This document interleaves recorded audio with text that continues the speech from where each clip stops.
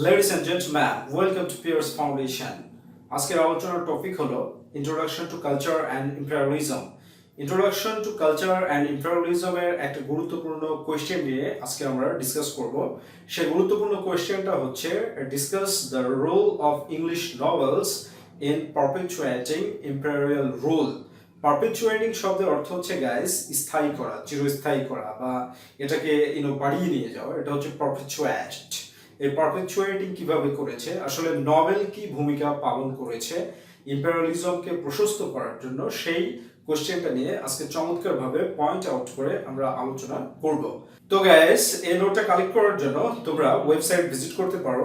Description বক্সে যে link দেওয়া আছে সেখান থেকে তোমরা নোটটাকে কালেক্ট করতে পারো, অথবা তোমরা আমাদেরকে ফোন করার মাধ্যমে নোটটাকে কালেক্ট করতে পারো। তো এডওয়ার্ড ডব্লিউ সেট সম্পর্কে কিছু কথা জেনে নিই। Edward W Said, W means Wadie, অর্থাৎ এডওয়ার্ড ওয়েডাই সেট, এই জন্য এডওয়ার্ড ডব্লিউ সেট। এই এডওয়ার্ড ডব্লিউ সেট একজন 20th সেঞ্চুরির বিখ্যাত ক্রিটিক্স, ফিলোসোফার এবং প্রফেশনালি তিনি একজন প্রফেসর ছিলেন।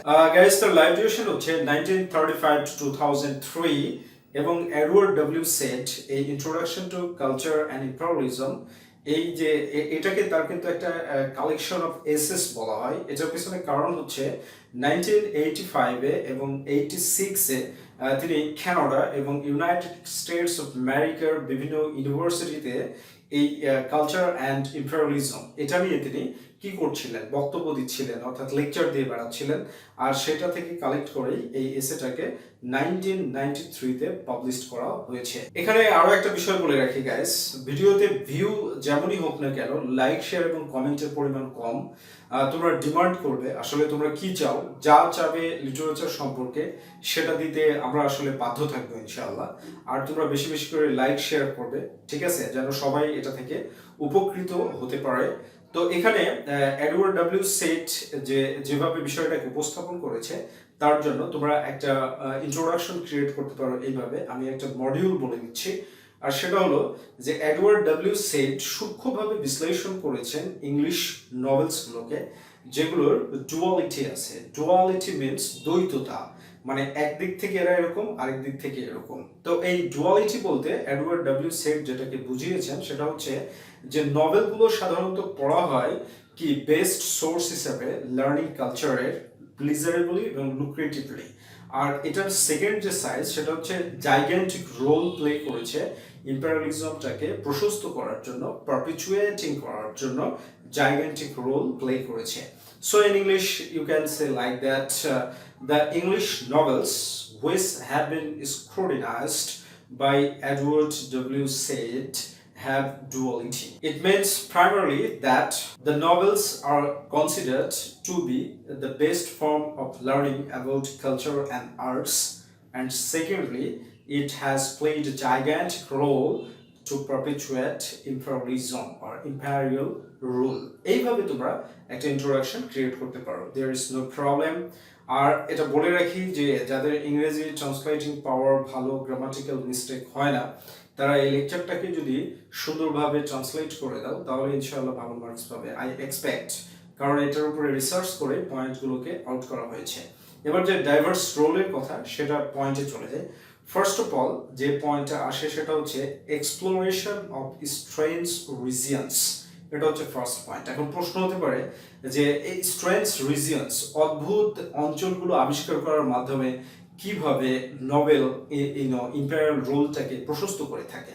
এটার পিছনে যুক্তিটা হচ্ছে এটা, এডওয়ার্ড ডব্লিউ সেট এটা তিনি উপস্থাপন করেছেন যে আমরা জানি যে ইম্পেরিয়ালিজমের প্রধান ব্যাটল বা প্রধান যে কনসার্ন সেটা হচ্ছে ল্যান্ড ডিসকভার করা। ল্যান্ড বলতে কান্ট্রিজ, আইল্যান্ডস, এগুলোকে ডিসকভার করা এবং সেগুলোকে দখলে নিয়ে আসা।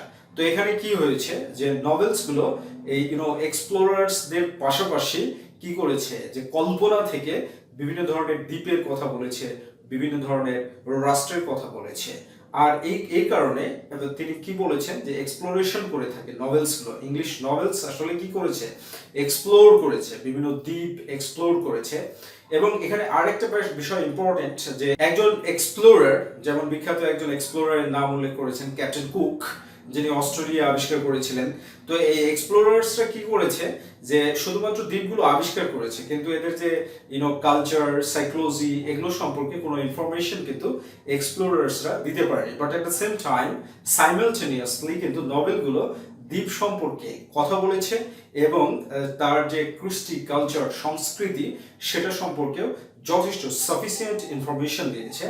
এই জন্য এডওয়ার্ড সেড বলছে যে এক্সপ্লোরেশন অফ স্ট্রেঞ্জ রিজিয়ন্স, এই যে নভেলের মাধ্যমে বিভিন্ন ধরনের এই স্ট্রেঞ্জ রিজিয়ন্সগুলো উল্লেখ করার মাধ্যমে নভেলগুলো কি গুরুত্বপূর্ণ ভূমিকা পালন করেছে ইম্পেরিয়ালিজমকে পারপিচুয়েট করার জন্য। এর জন্য এডওয়ার্ড ডব্লিউ সেড একটা নভেলের নাম উল্লেখ করেছেন, যে নভেলটাকে বলা হয়েছে প্রোটোটিপিক্যাল নভেল রবিনসন ক্রুশো।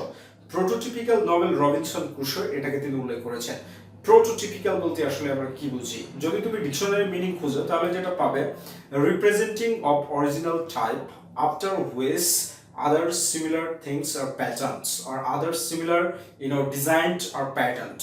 অর্থাৎ প্রোটোটিপিক্যাল বলতে যে বিষয়টা উপস্থাপন করা হবে সেই বিষয়টাকে মনে হবে যে অরিজিনাল টাইপে উপস্থাপন করা হচ্ছে, এবং এই উপস্থাপন করার পরে এই একই ধরনের দ্বীপ বা রাষ্ট্র প্যাটার্ন গঠন করা হবে, সেই বিষয়টা কিন্তু বলেছেন। যেমন রবিনসন ক্রুজো কি করেছে, যে একটা দ্বীপে সে আটকা পড়ে গিয়েছিল, দীর্ঘ 27 বছর সেই দ্বীপে আটকা পড়ে কিন্তু সেই দ্বীপটা তার মালিকানায় নিয়ে চলে এসেছিল। এইভাবেই কি করেছে, এরকম ভাবে বিভিন্ন জায়গা আবিষ্কার করার মাধ্যমে, এক্সপ্লোরিং করার মাধ্যমে নভেলগুলো ইম্পেরিয়ালিজমের রোলটাকে প্রশস্ত করেছে। Second point guys, psychological study or analysis. English নভেলসগুলো কি করেছে, মানুষের সাইকোলজিক্যাল অ্যানালাইসিস করেছে, বা ইংলিশ লিটারেচার মানুষের সাইকোলজিক্যাল অ্যানালাইসিস করেছে। ফরেন কান্ট্রিজ, ওভারসিজ টেরিটরিজ, এই পিপলদের সাইকোলজিগুলো কেমন হয়ে থাকে সেই বিষয়গুলো অ্যানালাইসিস করার মাধ্যমে নভেলগুলো ইম্পেরিয়ালিজমকে পাকাপোক্ত করেছে, স্থায়ী করেছে। এটা হচ্ছে এডওয়ার্ড সেডের বিষয়। এটাকে তিনি মজবুতভাবে প্রমাণ করার জন্য জিনোফোবিয়ার কথা বলেছেন। জিনোফোবিয়া শব্দের অর্থ কি? জিনোফোবিয়া শব্দের অর্থ হলো যে এইটা, যে বিষয়টা কেমন, যে ফরেনারদের প্রতি ডিসলাইক অথবা অহেতুক ভয়, এটাকে জিনোফোবিয়া বলা হয়। এটা কিন্তু নভেলসের মধ্যে দেখানো হয়েছে, বিভিন্ন নভেলের মধ্যে দেখানো হয়েছে। সময় সংকীর্ণতার কারণে এডওয়ার্ড ডব্লিউ সেড এই এসেটাতে শুধু 2টা নভেলকে বিশেষভাবে উল্লেখ করেছেন, Great Expectations by Charles Dickens, আর উল্লেখ করেছে হচ্ছে নোস্ট্রোমো বাই জোসেফ কনরাড। এই 2টাকে তিনি উল্লেখ করেছেন। বাট আরো নভেলস আছে যেগুলোকে অ্যানালাইসিস করলে এটাই পাওয়া যাবে যে 20th সেঞ্চুরিতে তারা কিভাবে, কত চমৎকার ভাবে এই সাইকোলজিক্যাল অ্যানালাইসিস গুলো করতো। এর জন্য আমি একটা রেফারেন্স দিই তোমাদেরকে, সেটা হচ্ছে হার্ট অফ ডার্কনেস। তোমরা কি দেখেছো, যে ক্যানিবালসরা কিন্তু মানুষ খায়, কিন্তু এদের মধ্যে জিনোফোবিয়া ছিল। কিভাবে জিনোফোবিয়া ছিল, যে ক্যানিবালসরা মানুষ খায় কিন্তু মানুষকেই ভয় করে, এই যে একটা টার্ম। তো নোস্ট্রোমো এবং গ্রেট এক্সপেকটেশনস, এই 2টা নভেল কে এডওয়ার্ড সেড এমন ভাবে সংক্ষেপে অ্যালিউডস করেছে, যেটার মাধ্যমে বোঝা যায় যে এই নভেলটাতে এগুলো প্যাকড আপ রয়েছে। সাইকোলজিক্যাল অ্যানালাইসিসটা আসলে কি আছে, প্যাকড আপ রয়েছে। এবং তারা এটা দেখিয়েছে যে মানুষরা চায় একটা নিরাপদ কর্মসংস্থান, যে কর্মসংস্থানের মাধ্যমে লেবারার্সরা তাদের ইচ্ছামতো কাজ করতে পারবে। তাহলে সাইকোলজিক্যাল স্টাডির মাধ্যমে ইংলিশ নভেল কি করেছে, ইম্পেরিয়ালিজমকে মেসেজ দিয়েছে, কিভাবে সাম্রাজ্যবাদের স্থায়িত্বটাকে আসলে বাড়ানো সম্ভবপর হবে। থার্ড নম্বর পয়েন্ট গাইস, যেটা আসে সেটা হচ্ছে Britain's imperial intercourse through trade and commerce or trade and travel. অর্থাৎ এখান থেকে এটা বোঝানো হচ্ছে যে ব্রিটিশরা আসলে কোথাও গিয়ে তারা সাম্রাজ্যবাদ প্রতিষ্ঠিত করতে চায়নি। তারা চেয়েছে ব্যবসা করতে, তারা চেয়েছে ভ্রমণ করতে। তারা ব্যবসা বাণিজ্যের নামে বিভিন্ন দেশে গিয়েছে, আর সেই দেশগুলোতে গিয়ে তারা কি করবে, এই বিষয়টা যে মানুষদেরকে তারা কখনোই ডমিনেট করতে চায়নি। যেমন আমেরিকা আবিষ্কার করার পরে সেখানকার মানুষদেরকে তারা সভ্য করতে চেয়েছে, তারা ডমিনেট করতে চায়নি। তারা ইন্ডিয়ান সাবকন্টিনেন্টে বিশেষ করে ব্যবসার উদ্দেশ্যে এসেছিল। কখনোই তারা এটা প্রকাশ করেনি যে ইন্ডিয়ান সাবকন্টিনেন্টে তারা ডমিনেট করার জন্য এসেছে, কিন্তু সেটাই করে গিয়েছে।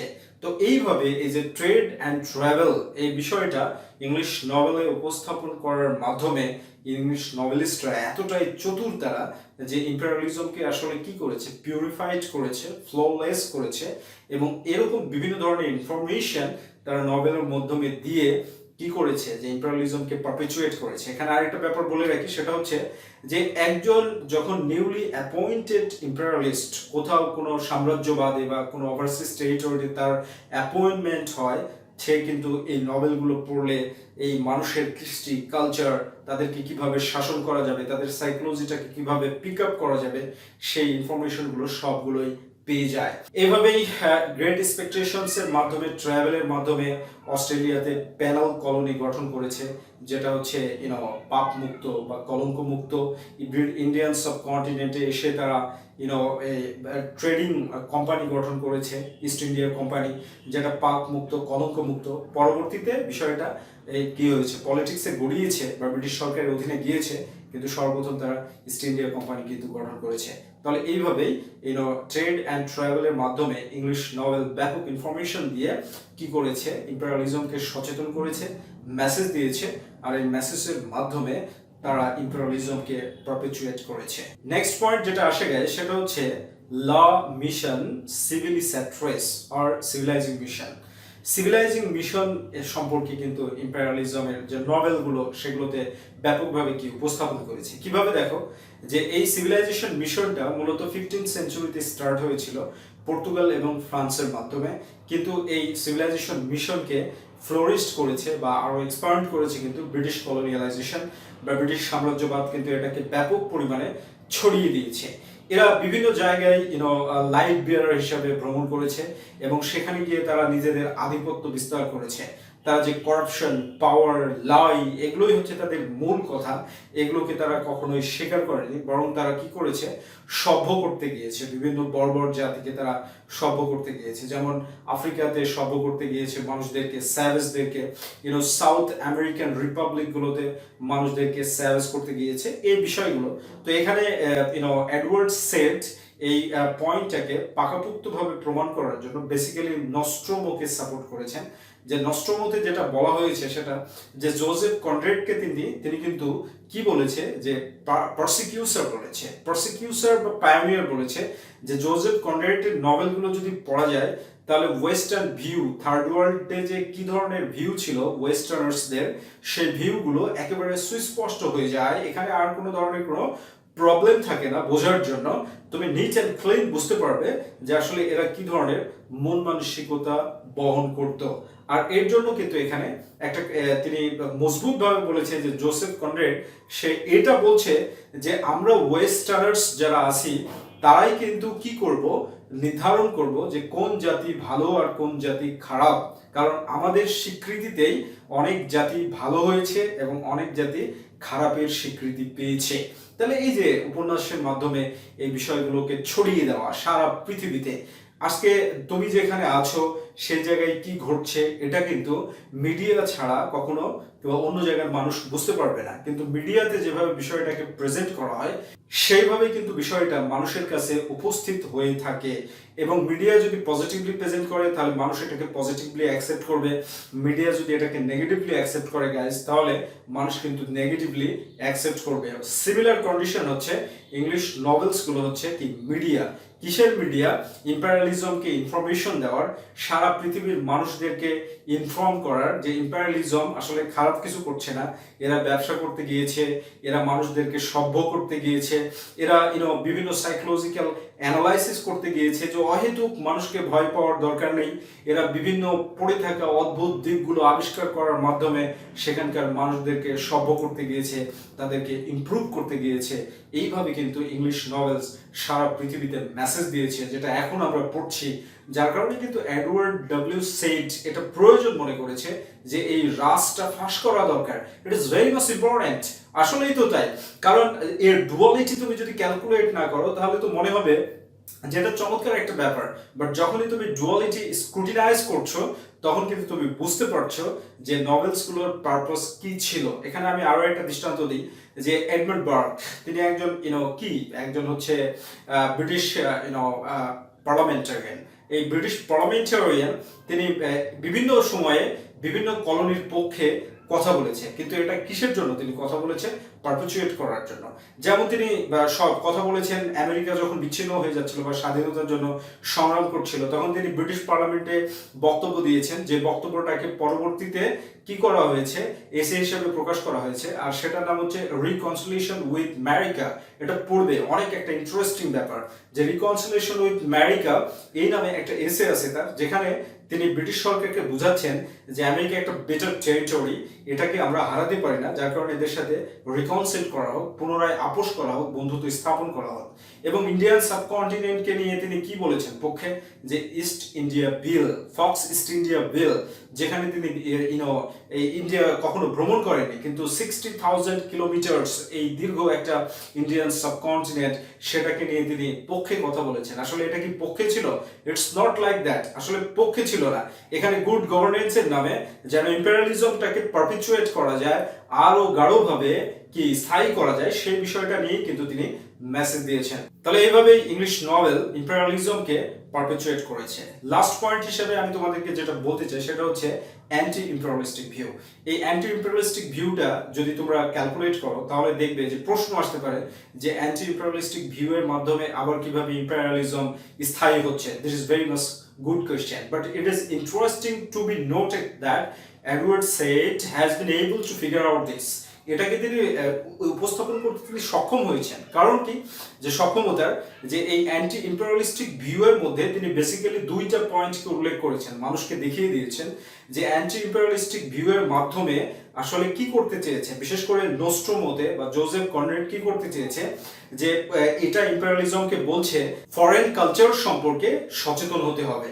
যদি তুমি ফরেন কালচার সম্পর্কে সচেতন না হও, তাহলে তুমি সেখানে গিয়ে মানুষদেরকে বুঝতে পারবে না, মানুষদের সম্পর্কে, তাদের সাইকোলজি সম্পর্কে যখন তুমি বুঝতে পারবে না, তখন কোনো কথাই তোমার তারা শুনবে না, এবং কোনোভাবেই তুমি তোমার নিজেকে সেখানে এস্টাবলিশ করতে পারবে না।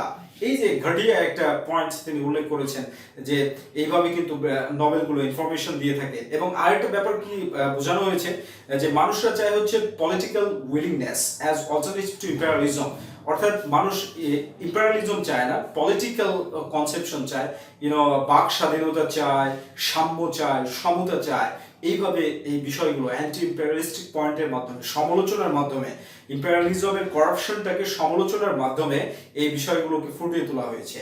যে তোমরা যদি ইম্পেরিয়ালিজমকে পারপিচুয়েট করতে চাও, তাহলে কি করতে হবে, যে তাদের কালচারটাকে আগে বুঝতে হবে এবং পলিটিক্যাল উইলিংনেসটাকে এস্টাবলিশ করতে হবে, তাহলে ইম্পেরিয়ালিজমকে কিন্তু স্থায়ী করা যাবে। দেখো কি অবস্থা, 1765 সালে এই British east India company Bangla, Bihar এবং উড়িষ্যা এর কি করেছিল, দেওয়ানি কিনে নিয়েছিল এবং ইস্ট ইন্ডিয়া কোম্পানি রাজ প্রতিষ্ঠিত করলো। এরপরে কি হলো, দীর্ঘ সময় রাজ প্রতিষ্ঠিত করার পরে 1857 সালে কি হয়ে গেল, ইন্ডিয়ান সাবকন্টিনেন্ট পলিটিক্যাল একটা ইনস্টিটিউশনে চলে গেল, সেটা হচ্ছে ব্রিটিশ সরকারের অধীনে চলে গেল। তারপরেও প্রায় 100 বছর চলে গেল স্বাধীনতা অর্জন করতে। তাহলে এইভাবে এই জন্য এডওয়ার্ড সেড বলেছে যে জোসেফ কনরেড এমন একজন নভেলিস্ট, যে একই সাথে ইম্পেরিয়ালিস্ট আইডিয়ালিজমটাকে সমালোচনা করছে এবং রিপ্রোডিউস করছে। তো এই বিষয়গুলো তোমরা যদি সুন্দরভাবে গুছিয়ে ট্রান্সলেট করে দাও, তাহলে অনেক ভালো মার্কস পাবে ইনশাআল্লাহ, দেয়ার ইজ নো প্রবলেম। আর ভিডিওটাকে বেশি বেশি লাইক, শেয়ার এবং কমেন্ট করবে।